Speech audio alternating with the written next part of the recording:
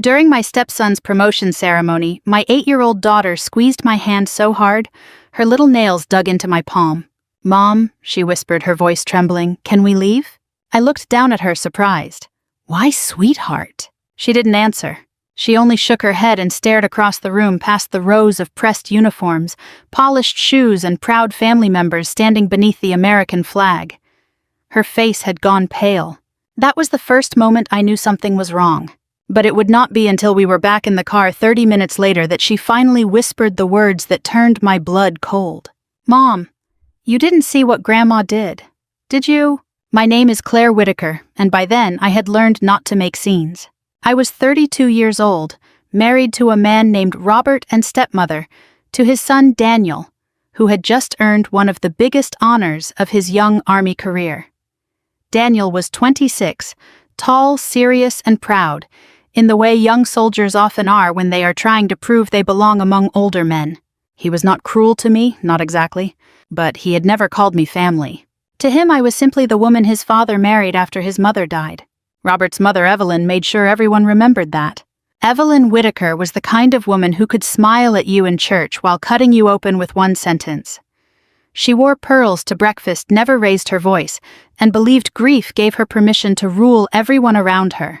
From the day Robert introduced me, she looked at me as if I had stolen a chair at a table where I did not belong. "You're very young," she told me the first time we met. I smiled politely. I've been told that before. Her eyes dropped to the small service pin on my blouse. "Army." "Yes, ma'am." She gave a tiny laugh. "Well, I suppose everybody needs a chapter." That was Evelyn. Sweet as iced tea on the surface, bitter underneath. I had served 6 years as an Army logistics officer before a convoy accident overseas ended that part of my life. I came home with a limp that showed up in cold weather, a folder full of medical paperwork, and one small velvet case I rarely opened. Inside was my Bronze Star. I never bragged about it. I never wore it around the house. But that morning for Daniel's promotion ceremony, Robert asked me to bring it. "It might mean something to him," he said while knotting his tie. "Seeing that you served too." I wanted to believe him. So I tucked the case into my purse and drove to the ceremony with our daughter Lily buckled in the back seat, humming along to an old country song on the radio.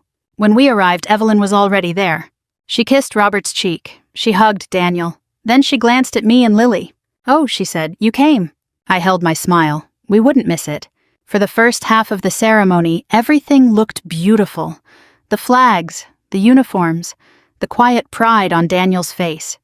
Even Evelyn dabbed her eyes with a folded tissue when his name was called. Then Lily squeezed my hand. "Mom, can we leave?" I should have listened. Instead, I whispered just a few more minutes. And across the aisle, Evelyn Whitaker smiled like she had already won. No one noticed Lily's fear. Not Robert. Not Daniel. Certainly not Evelyn. The ceremony flowed into handshakes, photographs, and congratulations as if nothing had happened. Officers greeted Daniel with broad smiles, while families gathered beneath the American flag for pictures they would proudly frame on living room walls. I kept glancing down at my daughter. She stood close enough that her shoulder brushed mine, her small hand still wrapped around my fingers. Normally, Lily loved military ceremonies.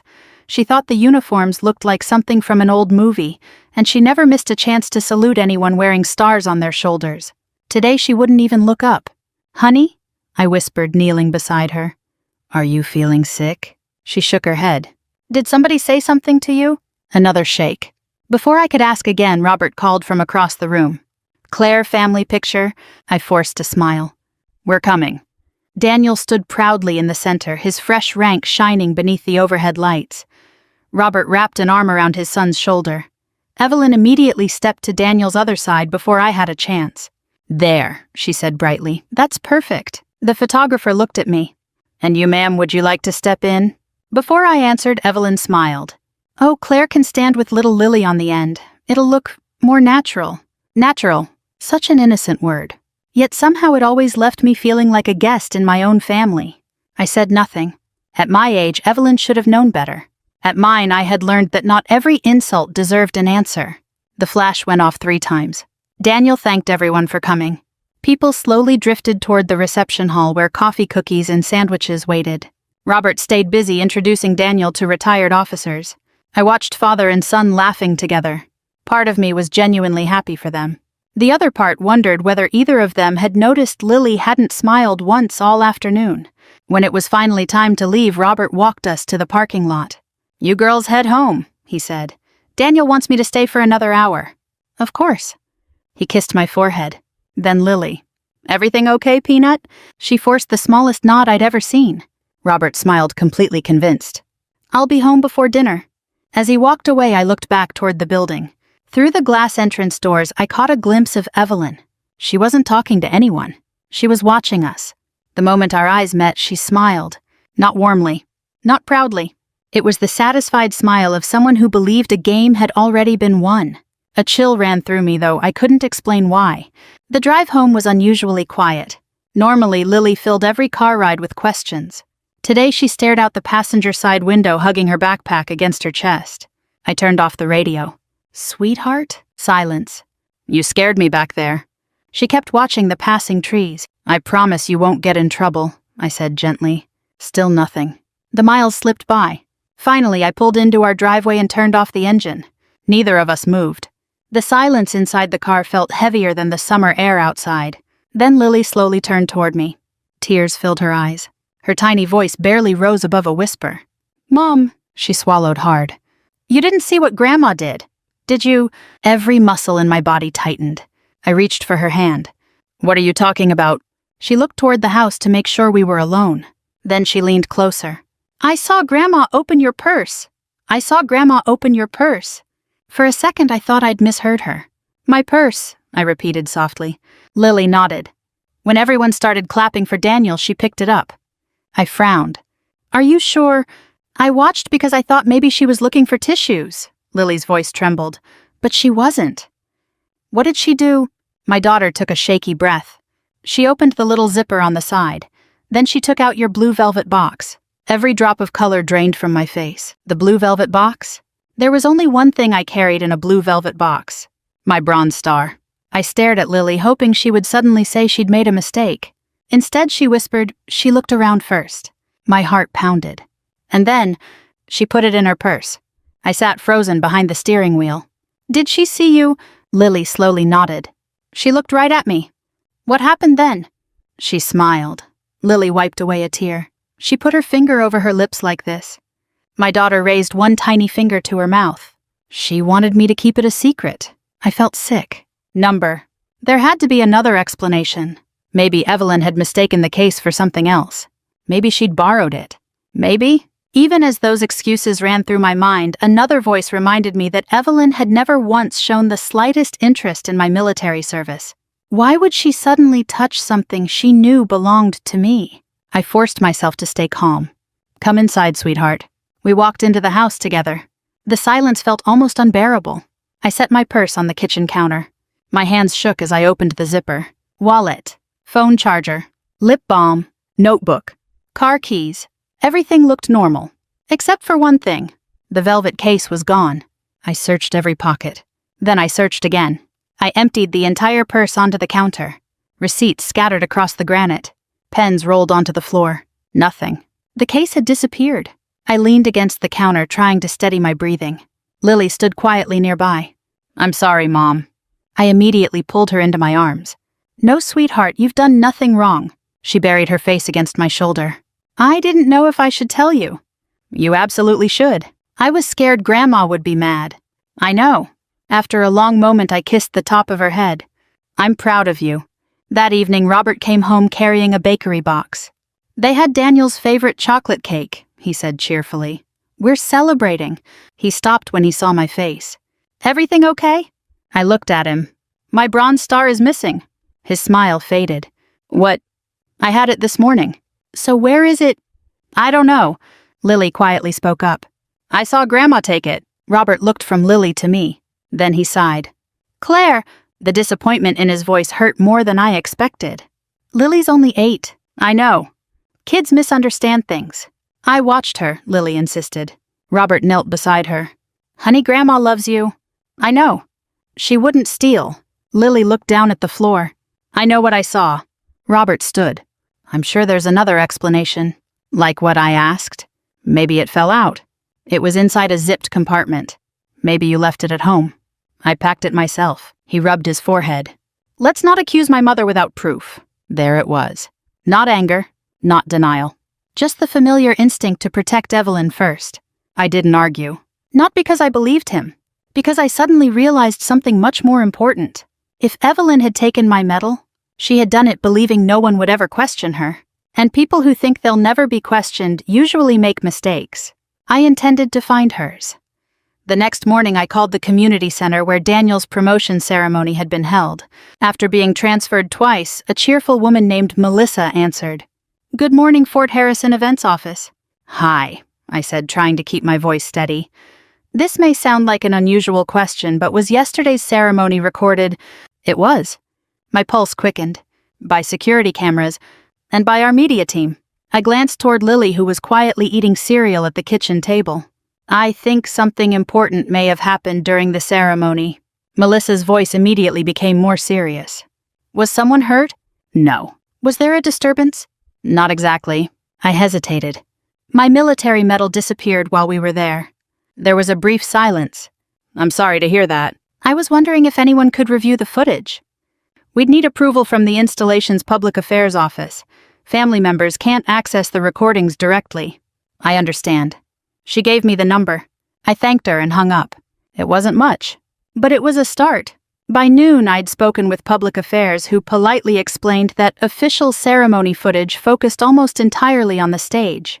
If there was activity in the audience, the officer said it may not have been captured. Still, he agreed to review the video and call me back. I appreciated that more than he probably realized. Late that afternoon, my phone rang. Mrs. Whitaker.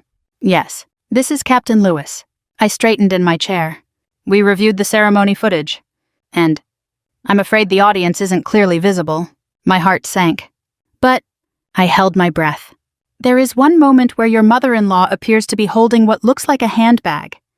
My handbag? We can't confirm that. So you can't tell what she was doing? No, ma'am. It wasn't enough. Not even close. After hanging up, frustration washed over me. For the first time since yesterday, doubt tried to creep in. What if Robert was right? What if Lily had misunderstood? Children sometimes confused what they saw. Maybe? The doorbell interrupted my thoughts. Standing outside was a gray-haired gentleman wearing a volunteer badge from the ceremony. Mrs. Whitaker. Yes. My name's Harold Benson. I recognized him. He'd been helping families find their seats before the ceremony. I hope I'm not bothering you. Not at all. He held his cap awkwardly in both hands. I heard someone asking questions about yesterday. I was. I don't know whether this matters. My heartbeat quickened. But I remember your mother-in-law. What about her? She asked me if I'd seen the ladies' room. I frowned. Was she carrying anything? Your purse. I froze. My purse? Yes. I thought maybe you'd asked her to hold it. No. He looked uncomfortable. I actually joked with her. What did you say? I told her, he smiled sadly. Ma'am, your daughter forgot her purse. And, she corrected me. My stomach tightened. What did she say? Harold looked me straight in the eye.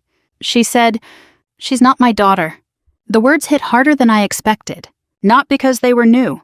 I'd heard Evelyn distance herself from me before. But this time, she'd been holding my purse while making sure a complete stranger knew I wasn't family. Harold continued quietly. I remember it because, well, he shrugged. It seemed like an odd thing to say. I thanked him for coming. After he left, I stood at the living room window for a long time. His visit hadn't proven Evelyn stole my medal, but it proved something else. She'd had my purse. Exactly where Lily said she'd had it.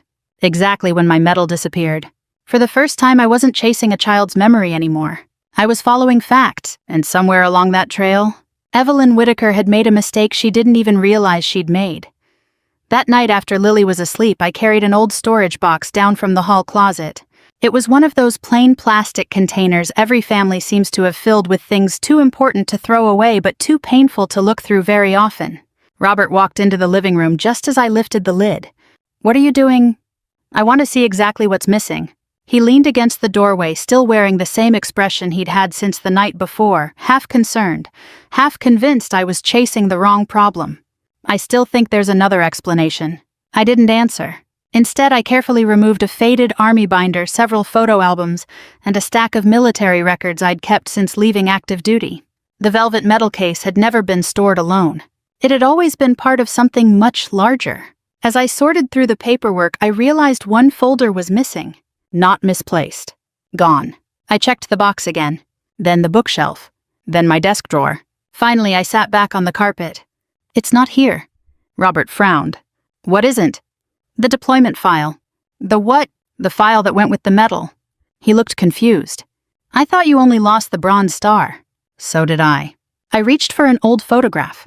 It showed me standing beside a convoy in Kuwait wearing dusty boots and an exhausted smile.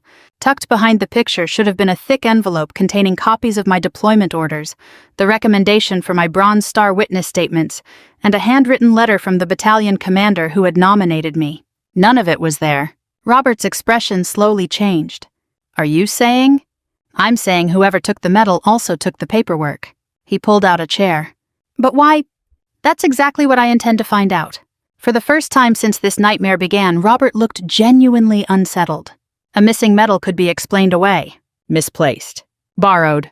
Lost. But military records? That was something entirely different. The next morning I drove to the County Veterans Resource Center. The receptionist, an older Marine veteran named Carol, recognized me immediately. Claire, it's been too long. We exchanged a quick hug before I explained why I'd come. I need certified copies of my service records. She looked surprised. Did something happen? I hope not. Carol typed quietly for several minutes. You're lucky, she said. Most of your records were digitized years ago. Relief washed over me. So I can replace them. Most of them. She hesitated. What can't be replaced? The handwritten recommendation letter? I looked up. It wasn't part of your official personnel file. It wasn't. No. She clicked through another screen. The commander wrote that personally for you. It was returned to you after your award ceremony. My stomach tightened. That letter wasn't valuable because of money. It was valuable because it was unique. There was only one original. Carol printed several forms. As she handed them to me, she smiled gently. Those papers tell part of your story. I nodded. They do. But they aren't your service. I tried to smile back. I know. On the drive home, her words stayed with me. She was right. No one could erase what I'd done. But someone had clearly tried to erase the proof. By the time I pulled into my driveway, I wasn't thinking about a stolen medal anymore. I was thinking about intent. Someone hadn't wanted to take a keepsake. Someone had wanted to rewrite my history. And that realization frightened me far more than the theft itself. 3 days passed before I spoke to Evelyn. Not because I was afraid of her. Because I wanted every conversation from that point forward to be based on facts instead of emotions. By Thursday afternoon, I had plenty of questions. Robert agreed to drive with me to his mother's house. The entire trip he kept repeating the same sentence. Let's not turn this into something it isn't. I stared out the passenger window. I'd love nothing more, he sighed. My mother has always been difficult. Difficult. She's stubborn. I almost laughed. Stubborn people refuse to change restaurants. Stubborn people insist on using paper maps instead of GPS. Evelyn had spent 6 years reminding me that I would never replace Daniel's mother. That wasn't stubbornness. That was a choice. Her little white house looked exactly as it always had. Perfect flower beds, freshly swept porch, American flag waving beside the front steps. If a stranger had driven past, they would have thought a sweet grandmother lived there. In many ways, one did. Evelyn volunteered at church. She baked pies for veterans' fundraisers. She remembered every birthday. She also knew exactly how to wound someone without ever raising her voice. She welcomed us inside with a smile. Robert. She hugged her son. Claire. A polite nod. No hug. Nothing unusual. I made coffee. We sat around her dining room table. For several minutes she chatted about Daniel's promotion, neighbors' church events, and the weather. Finally I interrupted. My Bronze Star disappeared at the ceremony. The room became very quiet. Evelyn slowly lifted her coffee cup. I'm sorry to hear that. So am I. I hope you find it. I think I know where it went. She looked at me over the rim of her cup. Oh! Lily saw someone take it. Robert shifted uncomfortably beside me. Evelyn set her cup down. Children imagine things. Lily doesn't. Evelyn smiled.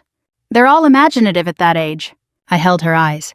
She specifically said she saw you open my purse. For the first time all afternoon, Evelyn's smile disappeared. Only for a second. Then it returned. That's quite an accusation. It's a question. No. It's both. Robert cleared his throat. Mom, she ignored him. Instead, she looked directly at me. You've always wanted this. I blinked. Wanted what? A reason. A reason for what? To make me the villain? I stared at her. I've spent 6 years trying to avoid conflict. She folded her hands neatly. And yet here we are. Something inside me suddenly became very still. This conversation wasn't about the medal anymore. It never had been. It was about resentment. Years of it. As we stood to leave, Evelyn walked us to the front door. Just before I stepped outside, she spoke quietly enough that only I could hear. You know why Daniel never truly accepted you? I turned toward her. She smiled. Because I made sure he never forgot who his real mother was. Then she gently closed the door. The drive home felt longer than usual. Robert stared straight ahead. Neither of us spoke for nearly 10 minutes. Finally, he whispered. I didn't know she'd say something like that. I believe you. But, he swallowed. Maybe I should have noticed it years ago. I looked at the passing trees. So should I. That evening, while sorting through another box of old family papers, I found something I'd completely forgotten. A Christmas card Daniel had written when he was 16. Inside, in awkward teenage handwriting, were the words, "Thank you for never trying to replace my mom." I'd always remembered the first sentence. What I'd forgotten was the second, written underneath in much smaller letters. Grandma says I shouldn't trust you, but I think she's wrong. I read it 3 times, then I quietly closed the card. For the first time, I realized Evelyn's campaign against me hadn't started recently. It had begun the day I entered the Whitaker family. And if she had spent 6 years shaping Daniel's opinion of me, what else had she been quietly shaping all along? I couldn't stop thinking about that Christmas card. For 6 years, I'd believed Daniel had slowly warmed up to me on his own. We'd never been especially close, but we'd learned to coexist.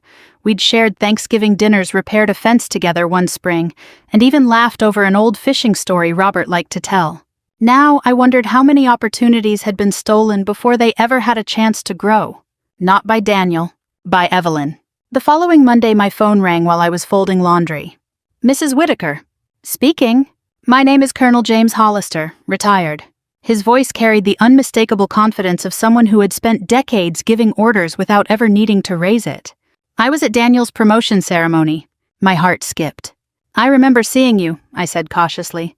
I hope I'm not intruding. Not at all. There was a brief pause. I've been debating whether to make this call. I sat down on the edge of the couch. Why? Because I wasn't sure whether what I saw mattered. Every nerve in my body came alive. What did you see? I saw your mother-in-law. I didn't interrupt. During the applause, she stepped away from her seat. Yes.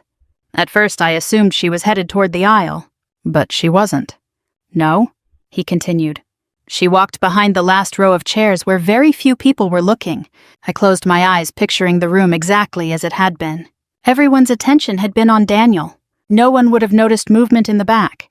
What happened next? I asked. I saw her remove something from a handbag. My fingers tightened around the phone. Could you tell what it was? No.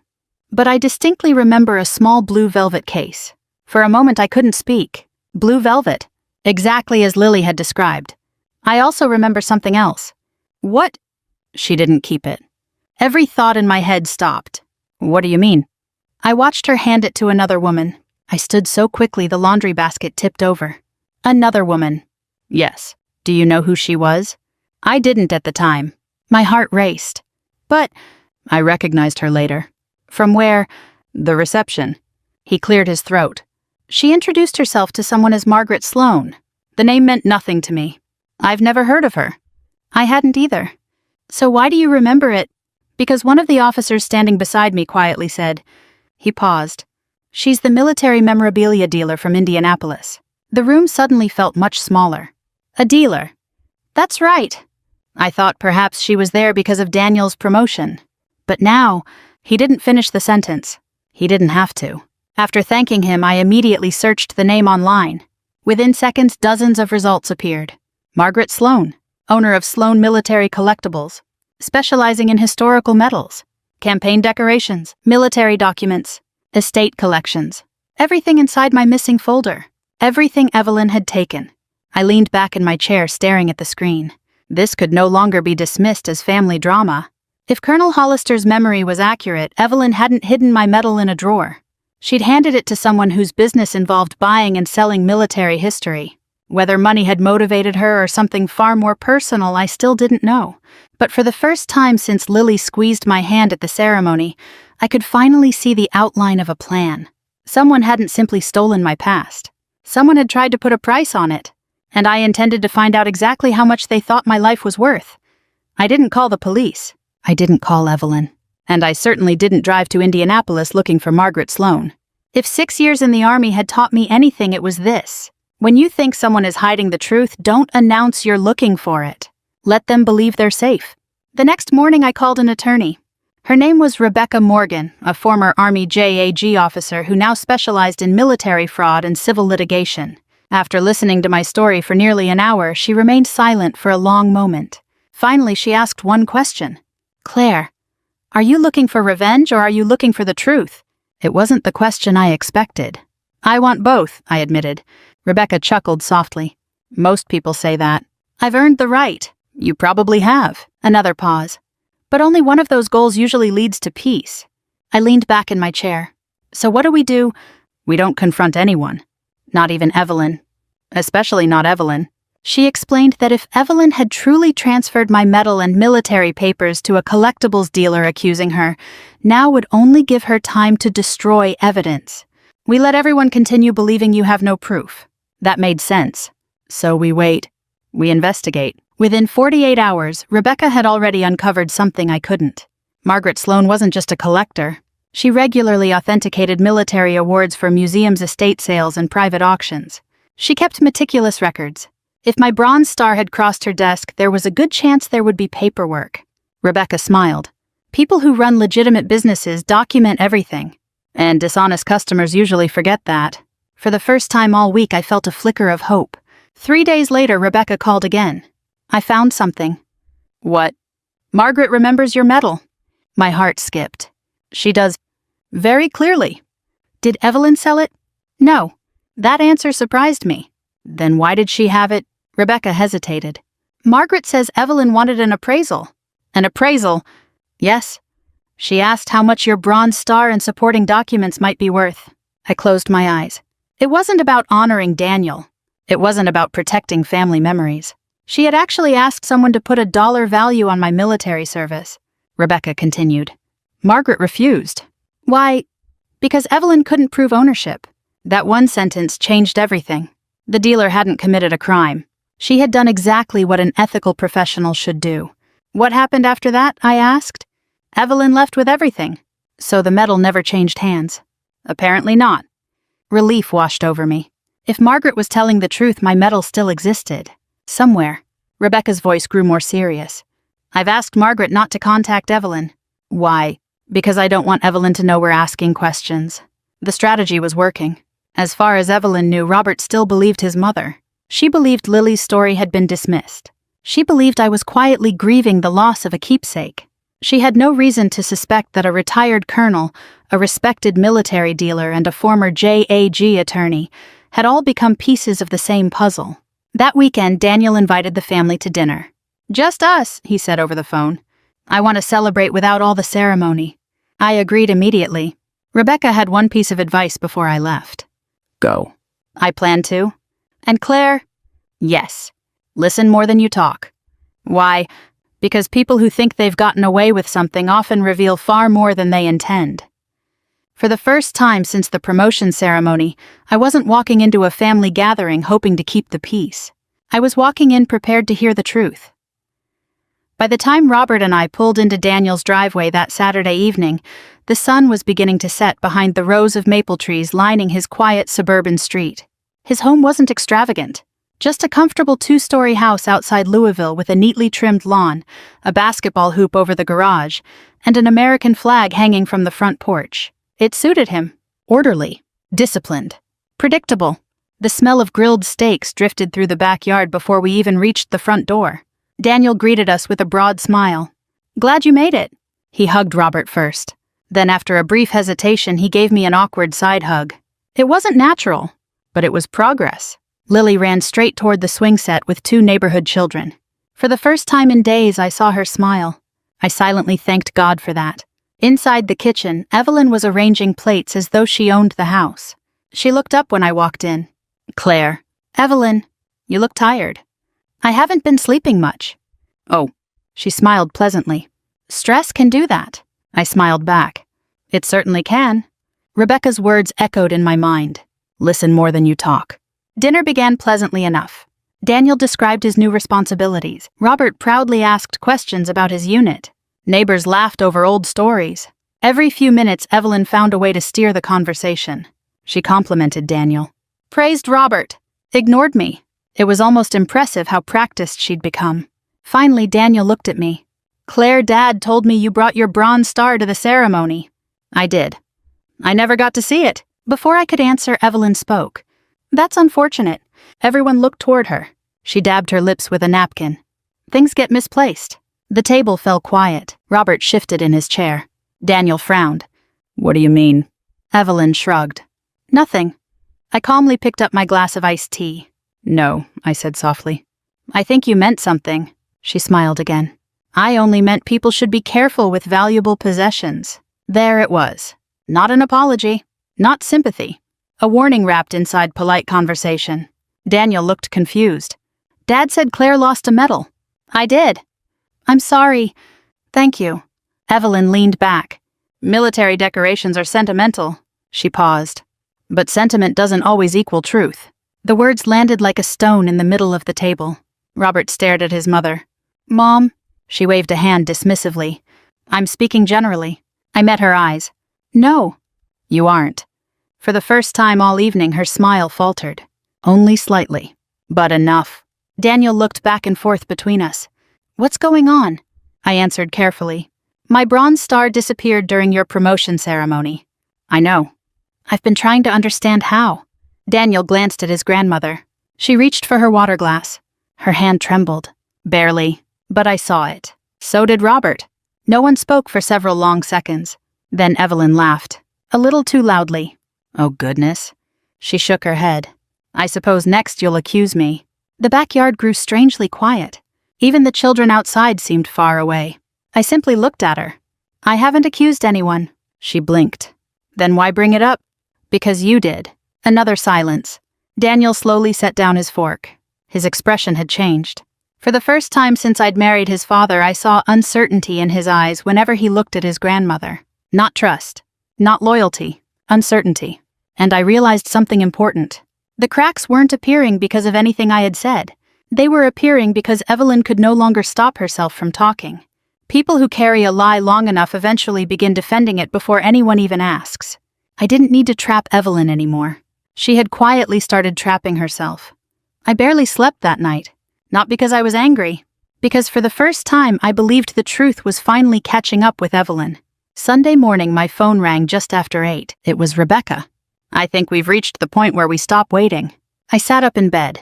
What happened? Margaret Sloan called me. The dealer. Yes.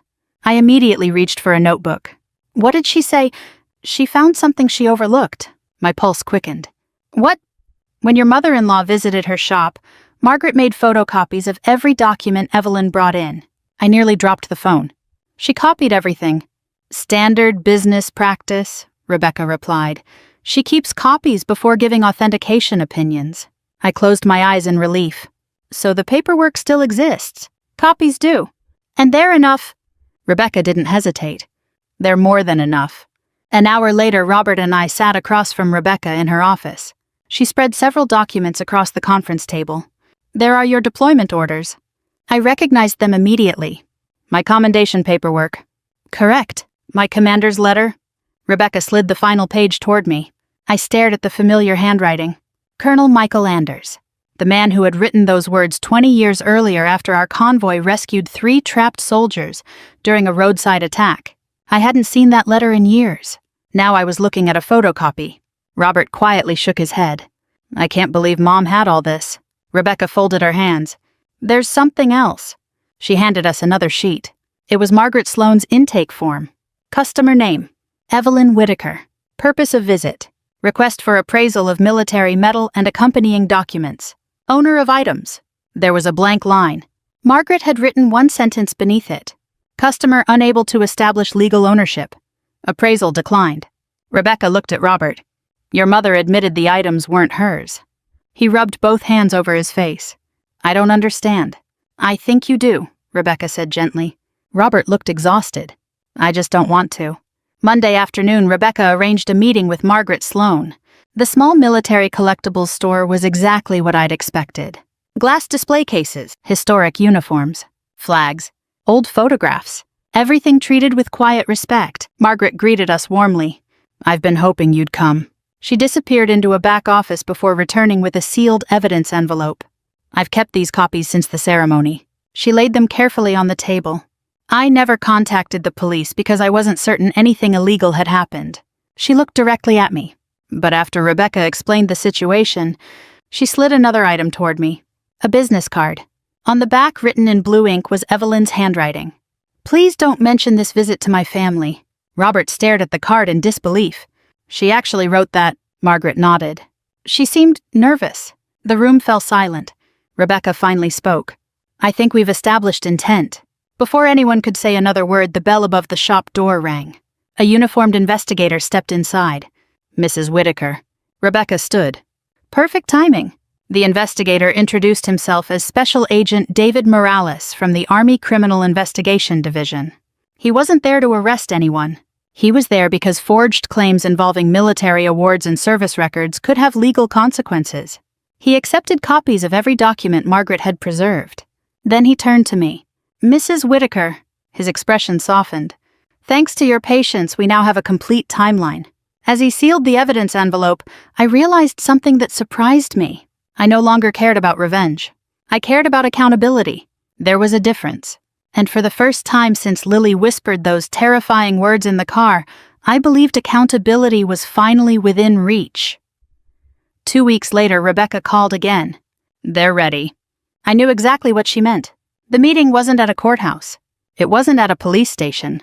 It was held inside a conference room at the local Veterans Resource Center, a place dedicated to honoring military service, not humiliating families. That felt appropriate. Present were Rebecca Special Agent Morales, Margaret Sloan, Robert, Daniel, Evelyn, and me. Lily was at school. I wanted it that way. She had carried enough of this burden already. Evelyn walked in wearing her usual pearls and navy blue blazer.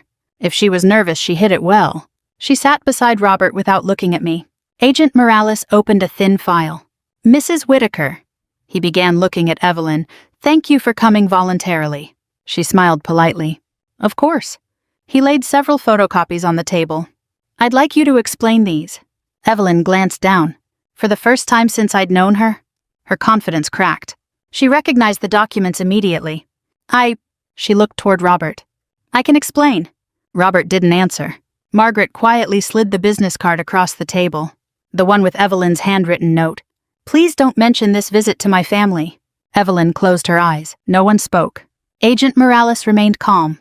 We're not accusing you of selling stolen military property. She looked up hopefully. But we do have evidence that you knowingly removed property that did not belong to you. Her shoulders sagged.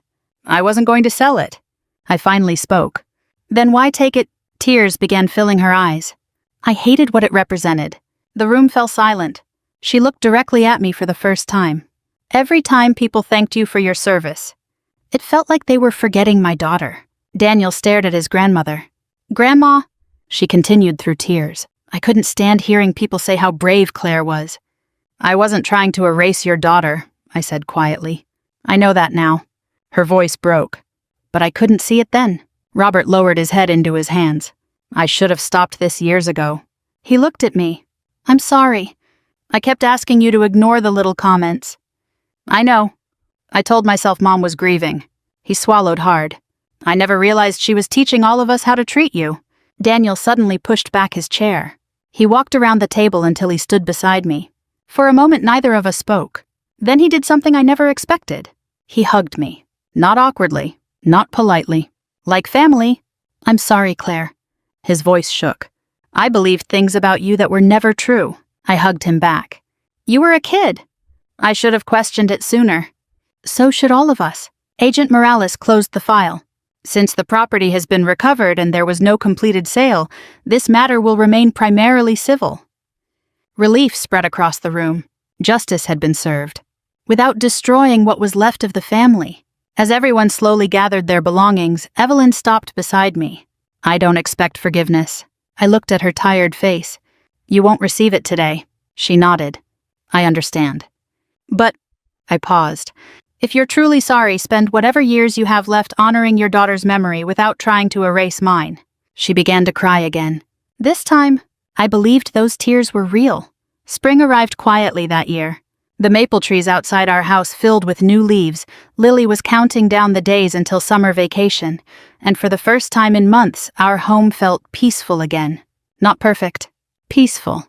I'd learned there was a difference. Some wounds don't disappear. They simply stop bleeding. A month after the meeting at the Veterans Resource Center, Daniel called. Claire, he said, are you busy Saturday? I don't think so.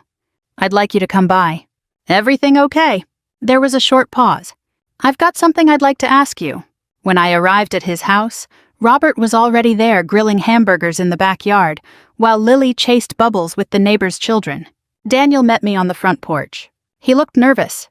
I've been thinking a lot. I can tell. He smiled sheepishly. I spent years believing family was something you inherited. And now, I think it's something people earn. He reached into his pocket and held out a small army insignia. I was promoted again last week. I heard, congratulations. Thank you. He took a deep breath. I'd like you to pin these on me.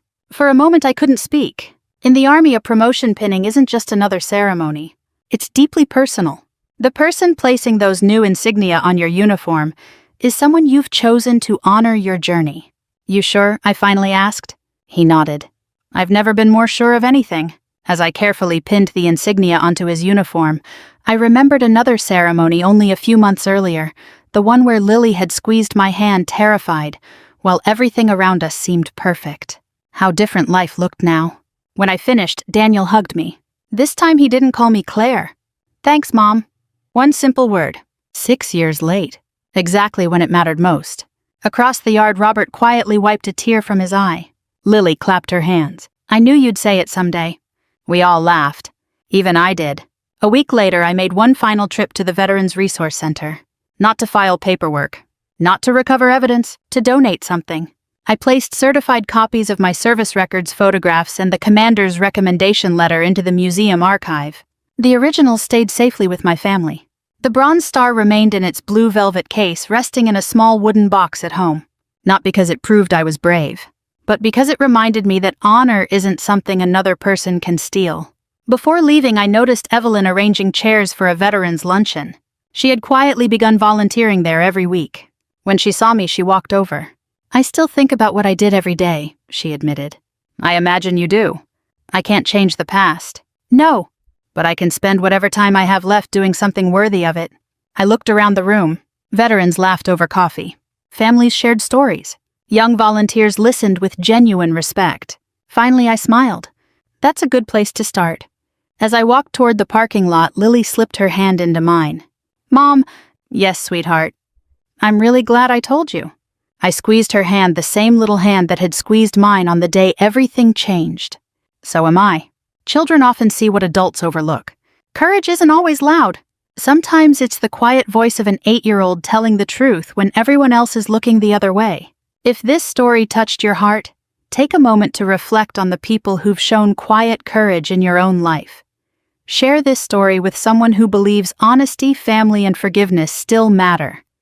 And if you'd like to hear more heartfelt stories about resilience, redemption, and the strength found in ordinary people, we'd be honored to have you subscribe and join us again. The end.